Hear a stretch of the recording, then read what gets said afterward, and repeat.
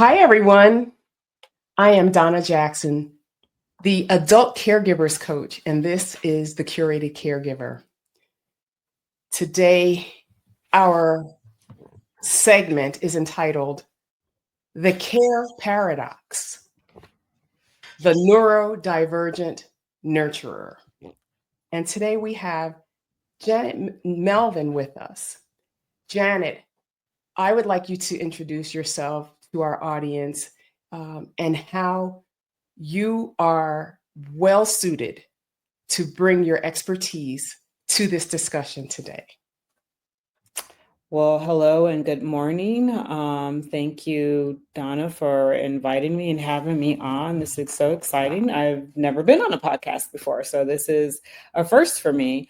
But my name is Janet Melvin. I am the owner and operator and provider and CEO of Samaritan Psychiatry and Wellness. My practice is a mental health practice, and the focus of our practice is to provide psychiatric evaluation and care and medication management to individuals suffering or dealing with mental illnesses. And that can include a broad range of everything from depression and anxiety, ADHD, dementia, bipolar, schizophrenia, you name it, my office treats it. We see all ages in my practice. We will be soon opening a primary care practice as well, with a specialty that is geared toward neurodivergent individuals, in particular our autism community. I have a fond love for the autism community. So I think in this conversation, what helps me to be suited to the topic of this conversation is that I am a caregiver for someone who is neurodivergent, and I have multiple family members also that I help to care and support who are also neurodivergent, accompanied by the host of patients I have in my practice that I provide medication management for. And so this is a great conversation. And again, I'm just happy to be here. Thank you, Donna, for having me. Oh, wow. Janet, I was thrilled when we connected, and our discussion was riveting. You all are in for a treat. Depending on how far we get in our discussion today, this might turn into a mini series, guys. But let's just kick this off. This podcast is for those caring for their elderly loved ones, right? Parents, grandparents, or just a great aunt, someone who is elderly, and we even touch on an adult, because it could be an adult child who requires care, right? But as I talk to more and more caregivers out there, I had been recognizing that some of the people who are now entering into this season of caring for loved ones, family members, friends, they themselves are neurodivergent. Mm-hmm. And I said, wow, I wanted to get an expert in this field to talk to us about what that looks like, how we as society, family members, friends, anybody on that care team can help, and how it looks different and how it looks the same, for what that help looks like for someone who is neurodivergent. So, you mentioned that you are a carer for a neurodivergent person. How has your personal experience informed your practice because of what you do on that personal level, as well as on the professional level? That is a great question. And sometimes I feel like the answer to that question takes me down so many different avenues. But being the caregiver of a child who is neurodivergent, I think it has helped me, one, to see my patients that I encounter whether they are neurodivergent themselves or caring for someone who is neurodivergent, from a unique perspective in terms of the level of care and compassion it takes to just deal with the caregiver that's managing care, as well as the individual who is dealing with the neurodivergent issue. Mhm. And so it allows me to kind of lend my own personal journey and experience as I integrate a plan of care or treatment for this individual that I'm dealing with. And I think it also allows the patients to feel a sense of comfort and reassurance that they are dealing with someone or talking to a provider who gets it.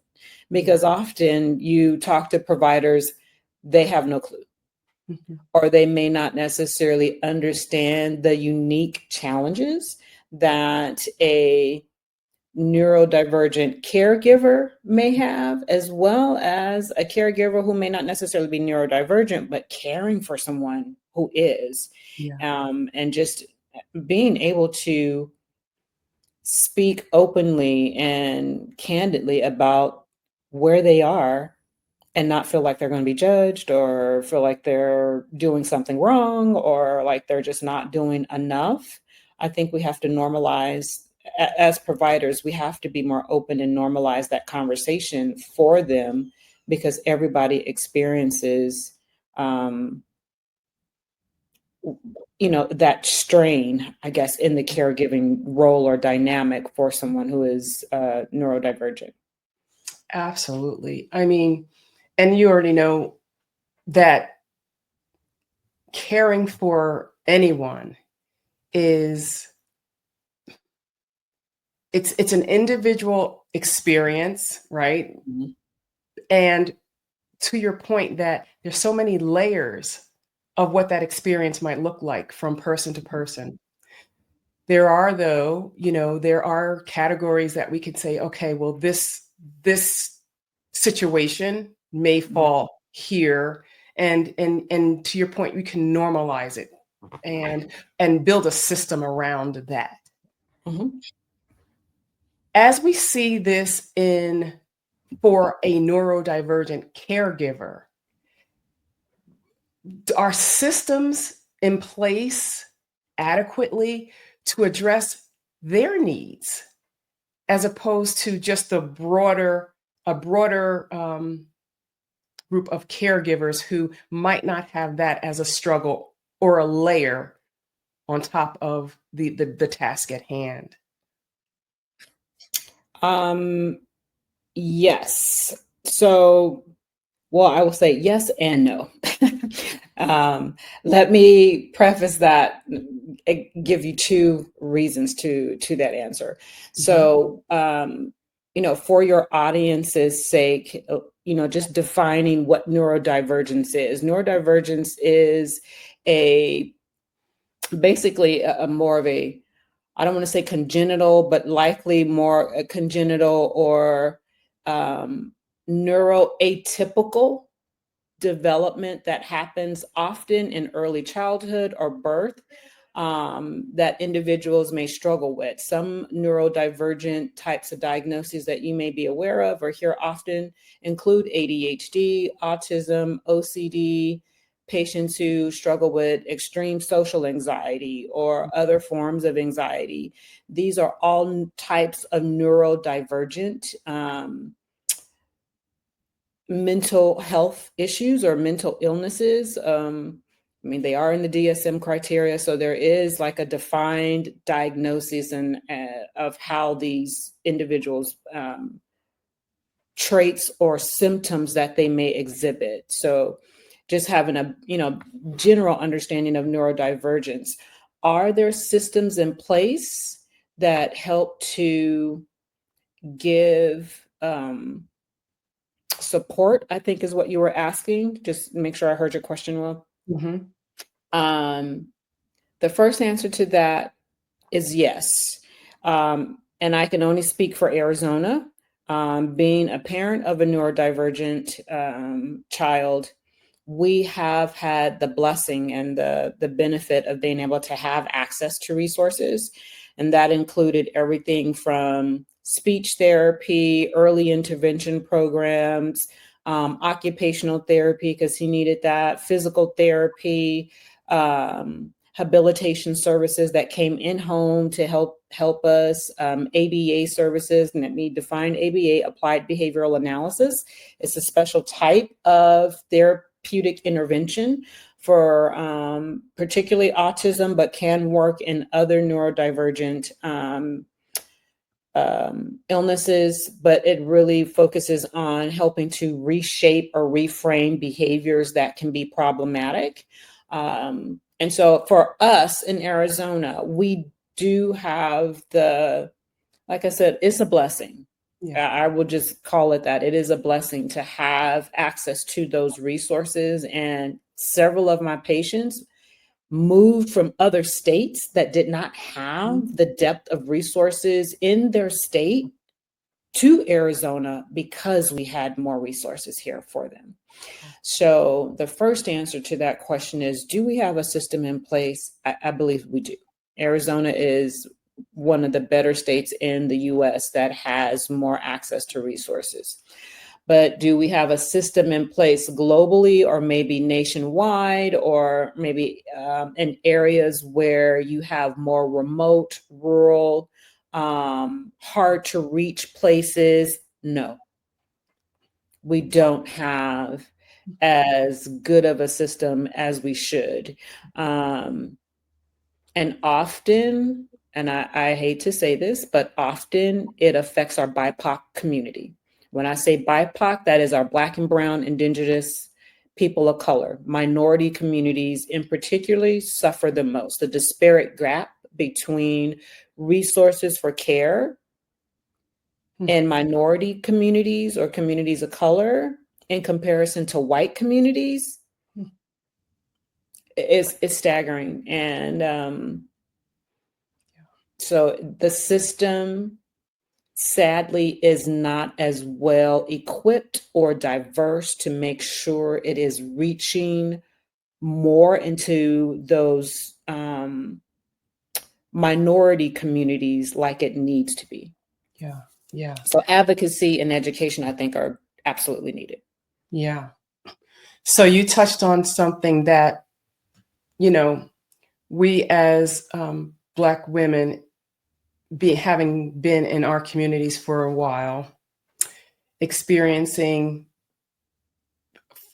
our own families, others, cousins, neighbors, all of these things, people from the neighborhood when we grew up and things like that. How much of this disparate treatment around the, mental health,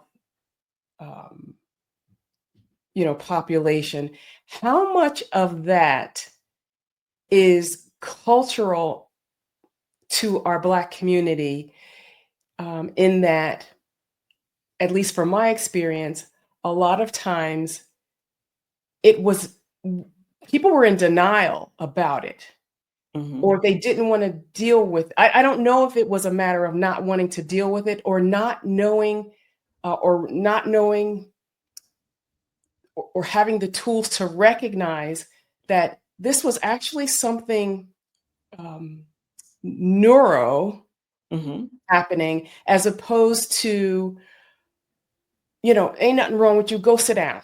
You know what I mean? That kind of thing in our families that we've seen. I mean, I've seen that. I've seen family members and friends' families where the person was having a challenge, but it was never acknowledged. Like, there was never space held for them.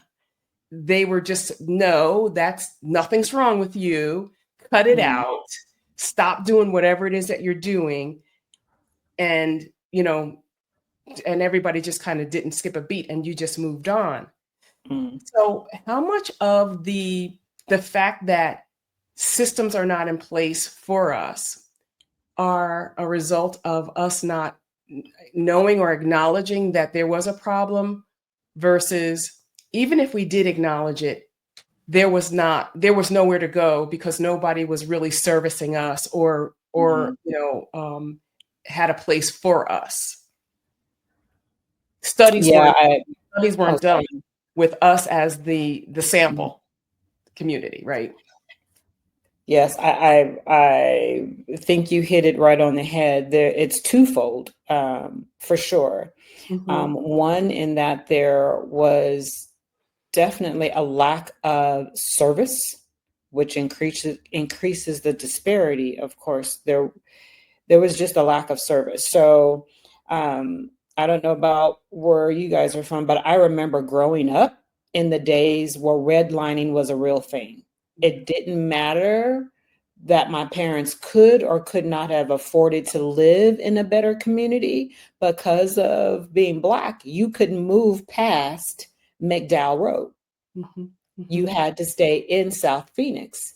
South Phoenix was considered more of the low income, impoverished, minority community.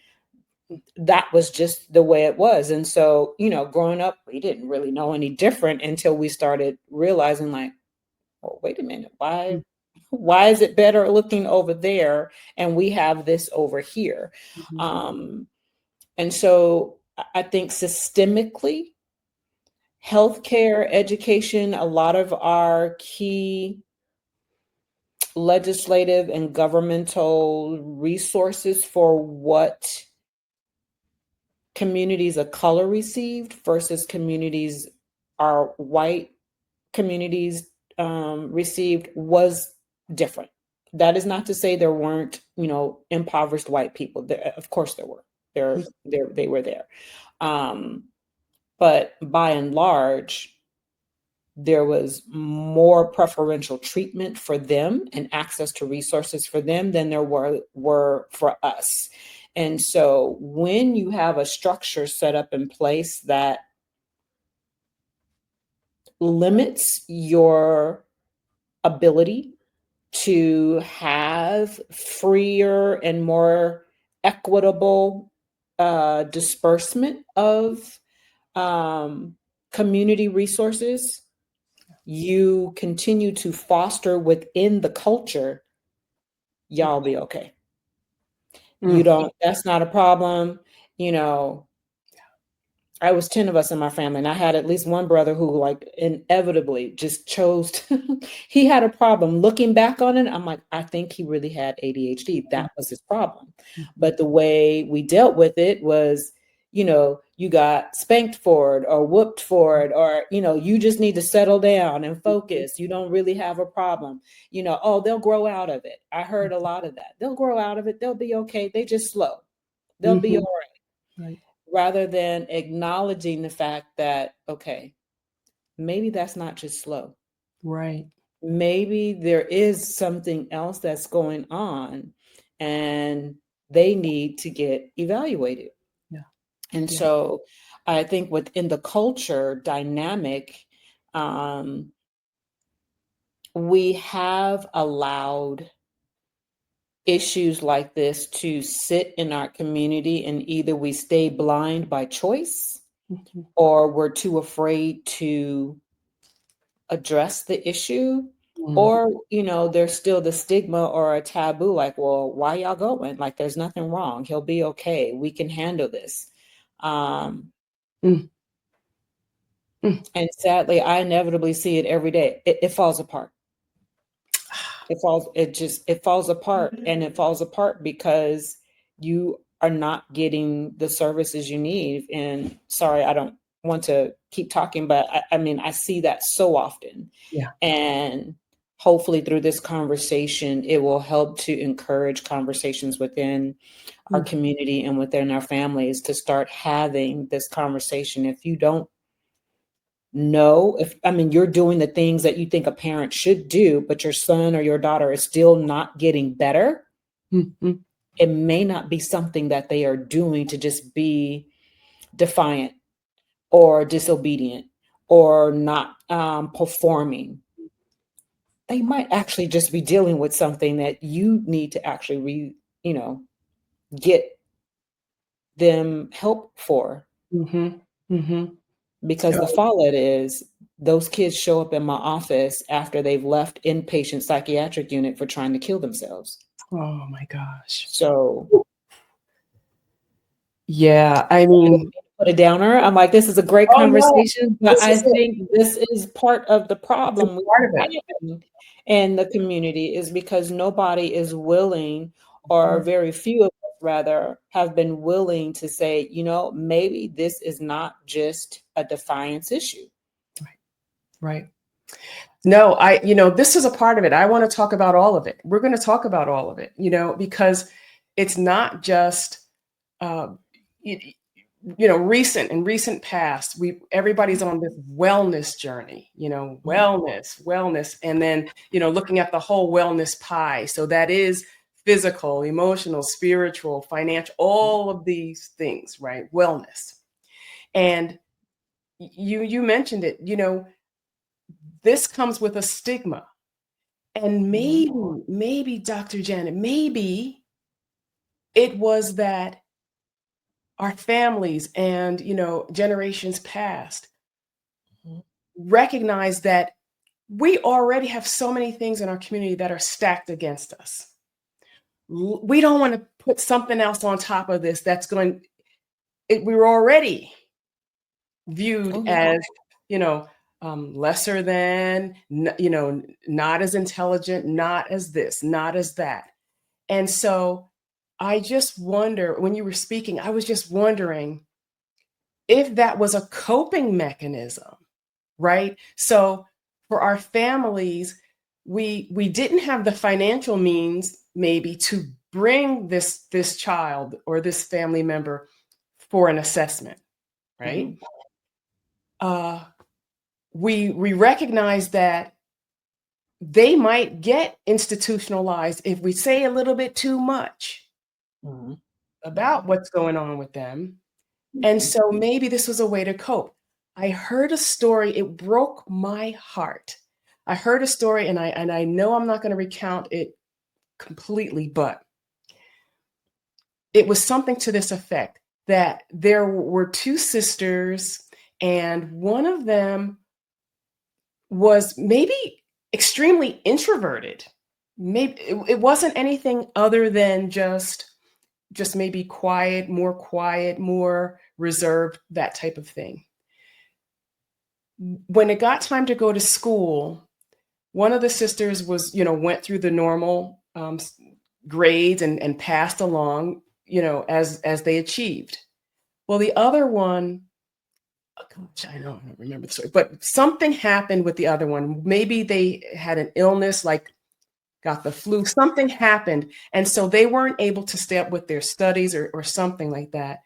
And that child, the sister, got labeled as mentally retarded. And they were not mentally retarded, but that's what they got labeled as. And now this woman is a middle-aged woman, and they just found out that not only was she not mentally retarded, that she had, this is it, dyslexia. It wasn't, she wasn't able to read. Now I just remember it was dyslexic. And so now her whole life, the trajectory of her whole life was on this path of treating her as a mentally retarded individual. I know that might not be PC right now, you guys, but I don't remember the right term. That maybe neurodivergent. Maybe that's what we're talking about. Yeah, dyslexia is a form of neurodivergence. And so she, her whole life. And so we know many people who have gone on to achieve great things, and they were dyslexic. So it's just unfortunate. It's just unfortunate what happens. And that was in our community. Now, I'm not saying that has never happened in the white community, but we have seen more of those types of things in our community, right? So yeah, when you were speaking, those are the things I was just thinking of, that maybe things were so stacked against us that we just didn't want to, or place labels on ourselves, because society already did that and they continue to do that. So, lots of dynamics that come into the picture here.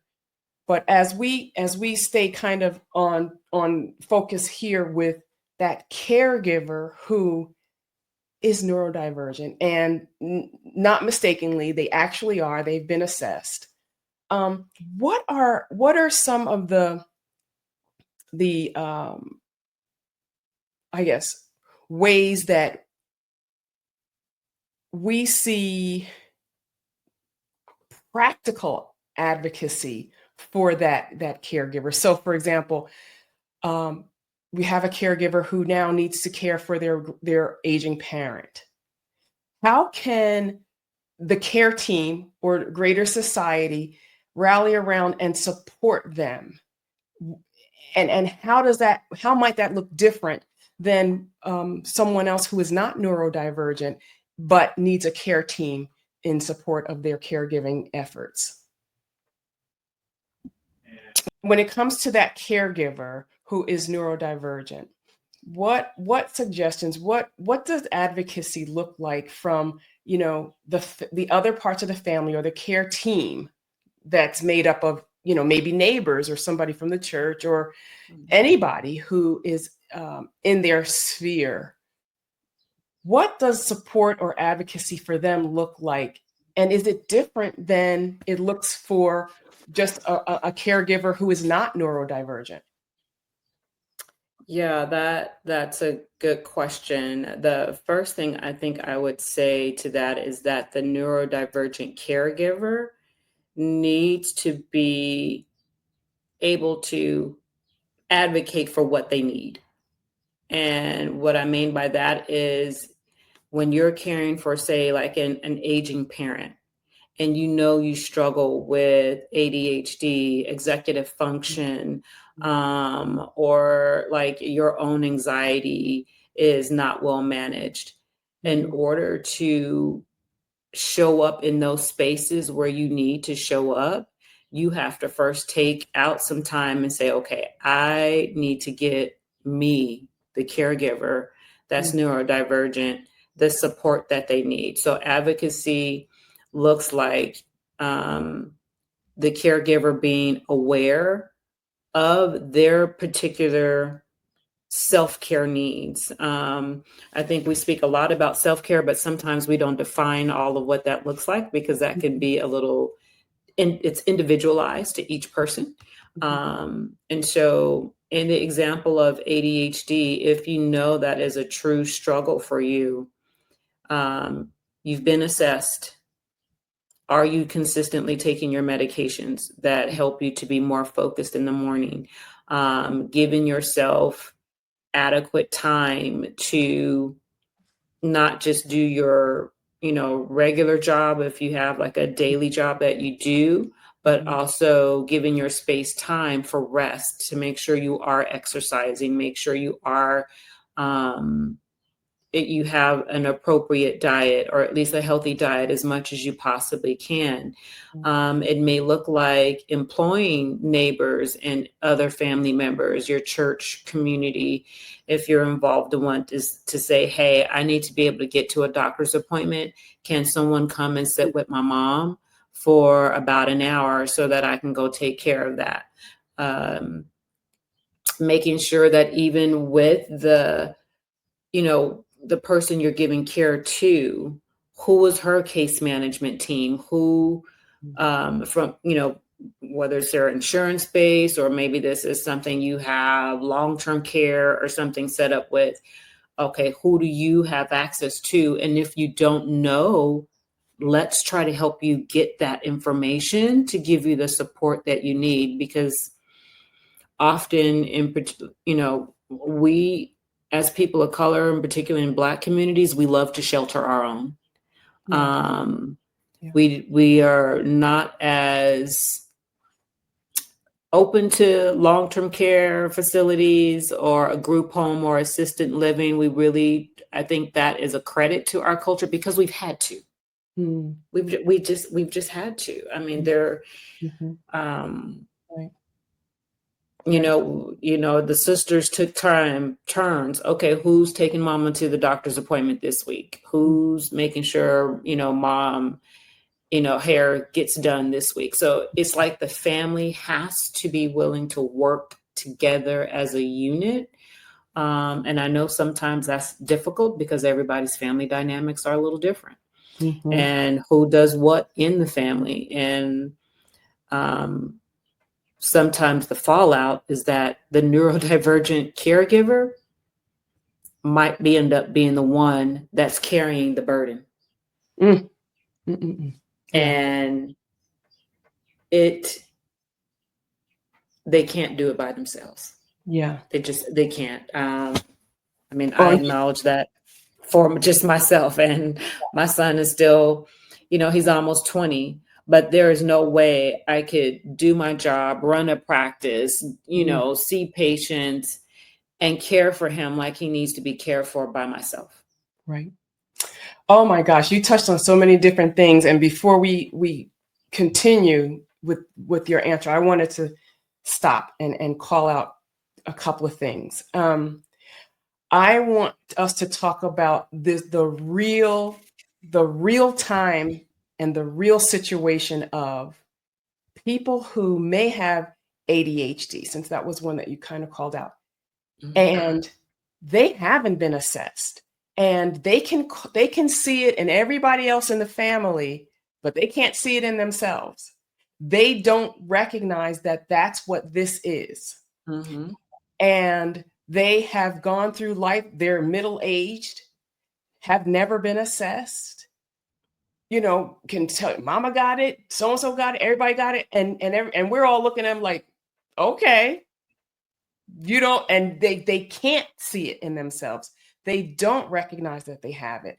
And again, maybe that's a denial thing, not really sure. But how do we speak to them? How do we get them to say, hey, you might want to take a look at that? How do we have that conversation?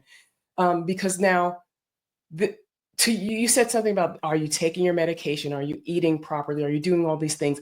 And chances are they're not doing any of the above. Mm-hmm. Mm-hmm. And they're running ragged because they're physiologically, that's how they're wired, right? So they're mm-hmm. running at full speed until they crash. Mm-hmm. And they still don't recognize that, call it that, or anything, unless and until they either get to a point or a season in their lives where the demands now on their life require organization, discipline, and things at such a high level that they recognize, oh my gosh, I need some help, or someone gently has this conversation with them. What does that look like? What can that conversation look like when everybody else sees it, but the person doesn't see it? And now they might be becoming that caregiver, and something's going to explode. Yeah, that is an excellent question. And so to answer that, I have to put on my primary care hat, because I don't only do mental health or psychiatry. I'm also a family nurse practitioner, so I do regular medical management. Mm-hmm. So what this looks like and I'll speak to it hopefully two ways. From a provider standpoint, when you come into my office for a primary care visit, number one complaints I get, I'm having headaches more frequently. I can't sleep. I'm having digestive issues. Why is my muscle aching all the time? Like I can't seem to shake this muscle ache or muscle pain that I'm having. And key questions, we start asking them, what are you doing? When did it start? How long has it been going on? What other stressors are in your life at the time?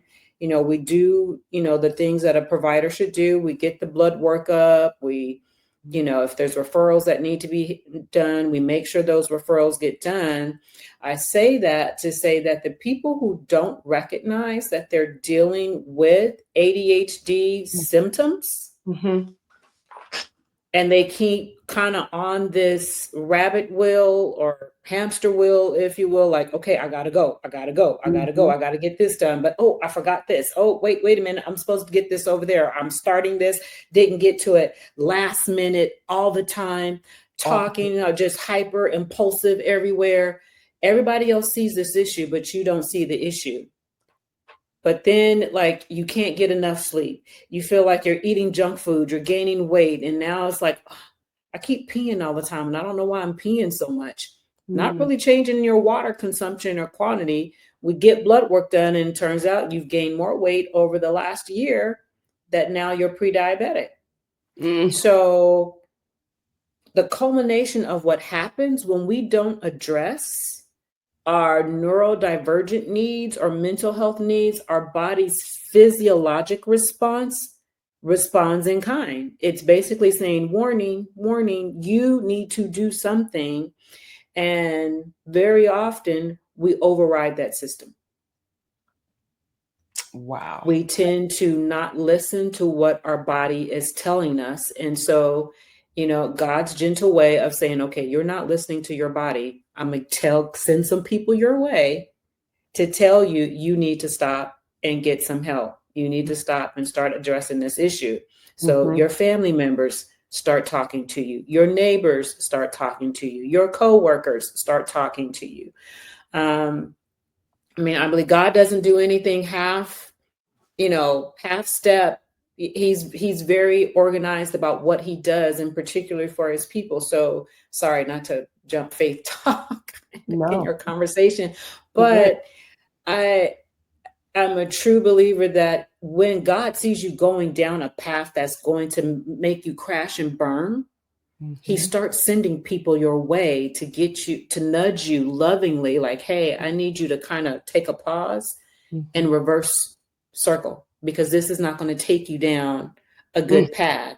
And I've seen it happen too often in the medical world where we're trying to do all of these things, not addressing what's going on up here, not addressing what's going on in here. And then our body is suffering because of it. I know a young lady now that spent over 2 weeks in the hospital, flat on her back. Both of her parents have issues. Her father has had a stroke. Her kids got neurodivergent issues. She's in the hospital and can do nothing for either of them. That's it. That's right. And so sadly, what ends up happening is that our physical bodies, it can't take the pressure of that. And we're not built to carry it all ourselves. And as a people, because of all the stuff that's been just piled on us over time, I feel like we've just continued to walk that path because, like, what else do we do? We can't give up. We can't leave our people out, and struggling. But at the same time, you can't do for other people when you don't take care of the vessel God has given you so that you can continue to do it. And I think sometimes we need to hear that more in our faith communities now more than ever, because things are changing. I think we have to take a more holistic approach. We've always had, I think, somewhat of a hands-on approach. Maybe not as well educated in some areas for things, but our heart has always been to try to do our best to help. But sometimes until you're willing to kind of step out of what you've always done, you're going to keep getting the same result. Yeah. Oh, so, my goodness. Hopefully that makes sense. Yeah, absolutely. And something I heard you say was, God is going to intervene. You said he's very intentional about the purpose that he's placed on the inside of each of us. And we need to be listening for that still small voice that's getting us, redirecting us, at every turn to that destination. And how we don't destroy our souls, so our bodies, our minds, like our emotions, on that journey, right? So, you can be high and holy, but you're not having a good experience because your soul is not in alignment with your assignment. And we hear, and I am glad that you brought in the spiritual part of it. We talked about that a little bit. Well, we mentioned it, the wellness, that spiritual part, and that, even in our community, everybody's like, oh, well, we're going to just sit around and pray about it. Okay. But you need prayer and you need Jesus. Like you can't just, you need prayer, Jesus, but you need Dr. Melvin. Like you need the therapist. And a lot of times we have been saying, no, just pray. It'll get better. Just pray. No, because God has given us wisdom. We ask for wisdom. And a lot of times that wisdom is going to come through another person or another avenue that God has also put in place for you, right? So that's the medical profession. That is the therapist, the psychologist, the psychiatrist. And not to say, well, there's something wrong, and neurologically and physiologically the results are coming back that there is a chemical imbalance. No, you're not going to just pray that away like that. It doesn't work that way, right? So gosh, we are just talking about some really good things, and to your point, we could go a long time on this. We definitely want to bring you back because there are some other aspects of this neurodivergence that we really want to kind of uncover a little bit, and just bring that awareness, bring the awareness to folks who might be listening. Definitely going to make them aware of how they can get in contact with you and your practice and your practices. I know you're expanding and things like that. But as we start our wrap up, so a couple of things, in our communities, or in this neurodivergent community, we know that there are lots of people who are highly functional. Okay, so they still deal with aspects of neurodivergence, but they are able to navigate situations, life at a higher functioning level. So having said that, what are some of the strengths that we can focus on and we can pull? So it's not all bad, right? And a lot of times, I know when we spoke initially, when you really look at this, because it's such a broad spectrum, everybody at some place or in some aspect of their lives or development are on this neurodivergent spectrum. You might be super high functioning, and I don't even know if people are ever not on it. Is that a thing where there are some people who are on this spectrum and the spectrum is from, A to Z, and this is what it is. And then there's some people who are outside of that. I don't even know. Can you speak to that? And then also speak to what are some of the strengths that we can find and that we can encourage in folks who are neurodivergent and who are caring for their elderly loved ones right now?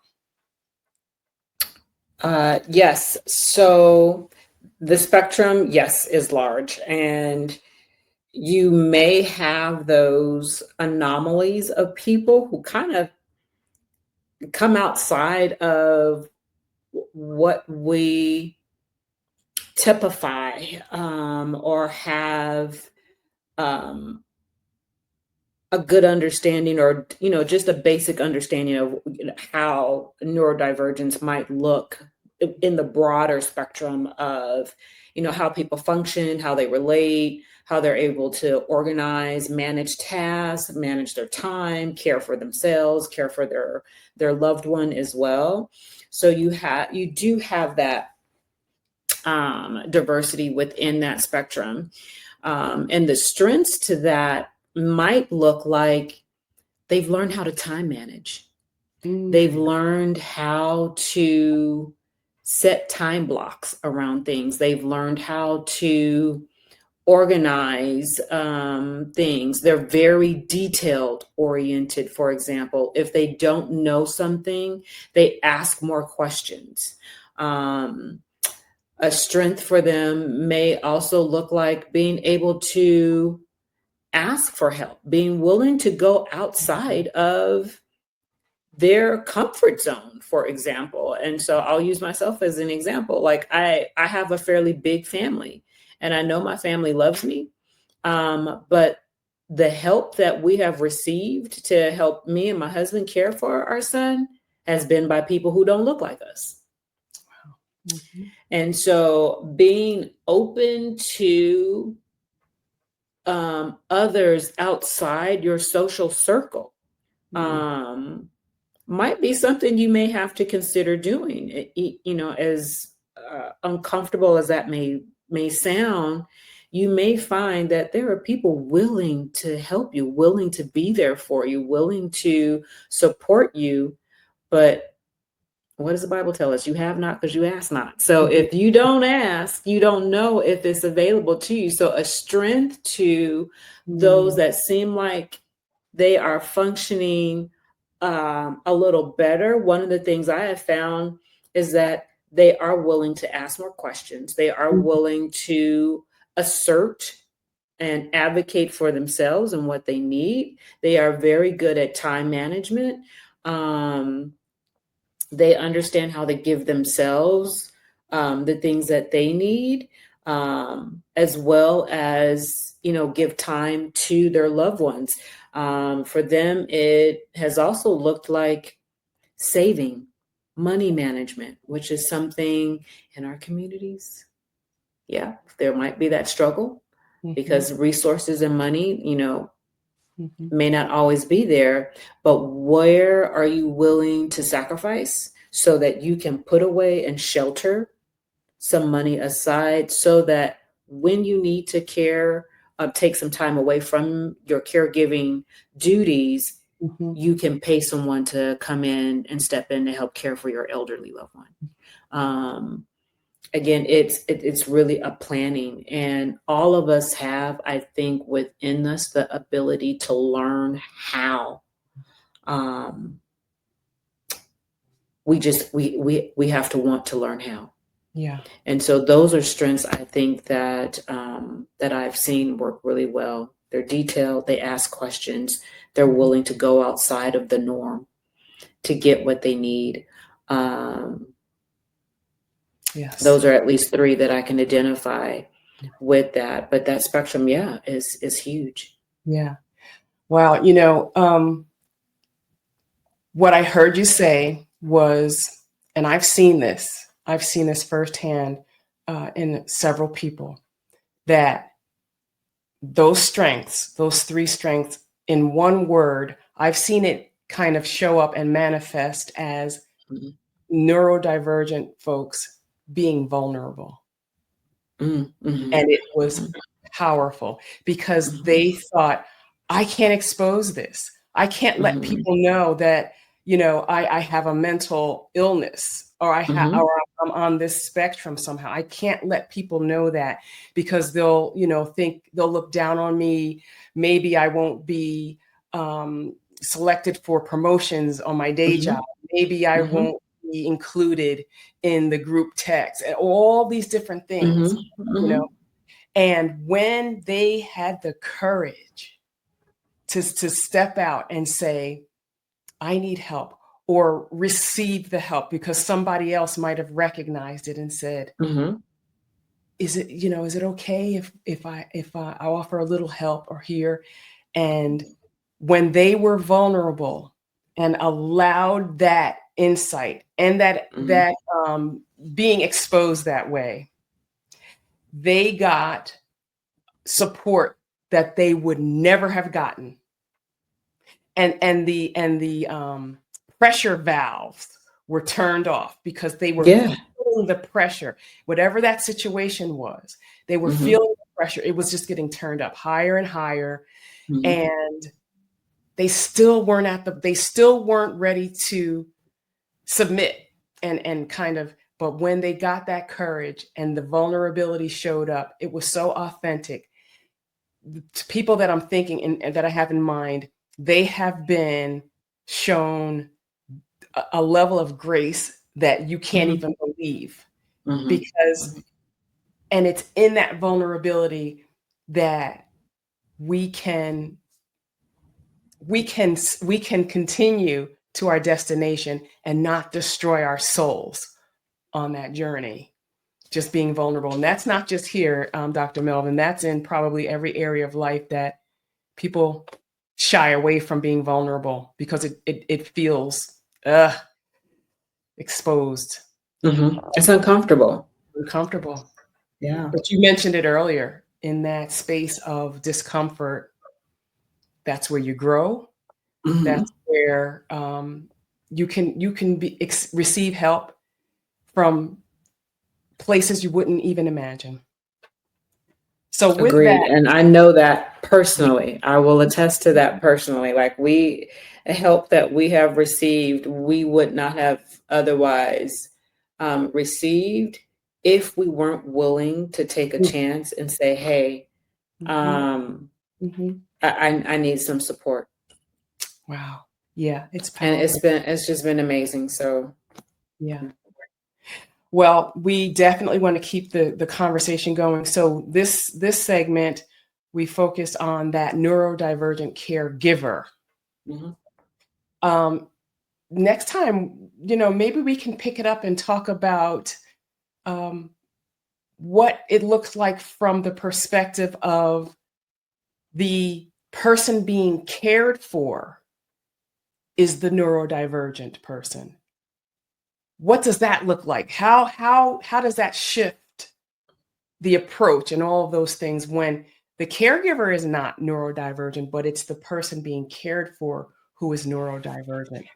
So we look forward to that segment. And before you go, let me know and the audience, let us know anything that you're working on, anything that you're doing that you want to share with the listening audience. And I'll be sure to drop links and things to all of the programs that you want to share. Yeah, thank you so much again, Donna, for having me. I so appreciate the conversation. So the things that I'm working on, professionally, I am working on going back to school to get my PhD. Wonderful. So I am very passionate about teaching. I love education. I do a lot of teaching right now for nurse practitioner students in my practice, but because I live and breathe autism 24/7, I have a fondness for just wanting to study more how we can advocate more for this community, especially as our children reach adulthood. And mine is an adult now. And so what does that transition for them need to look like? What does healthcare management for them look like, as well as just life skills, independent living? What does that need to look like for them? So that is something that I'm working on studying as part of my PhD. But you can find me on Facebook. I'm on Instagram. I'm on X. My website is Samaritan Psychiatry and Wellness.com.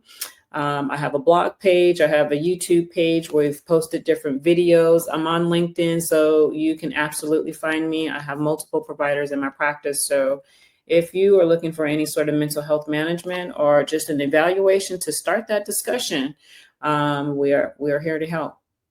Wonderful. Well, that is a lot. You got a lot going on. And I just thank you for taking out time from your extremely busy schedule to talk with us and to help us not only educate this community of caregivers, but to encourage them and to let them know that there is support available. So guys, I'm going to be dropping all of Dr. Melvin's links in the chat, in the below the video and the audio. So until next time, take care, everyone. Thank you, Dr. Melvin. Thank you so much again.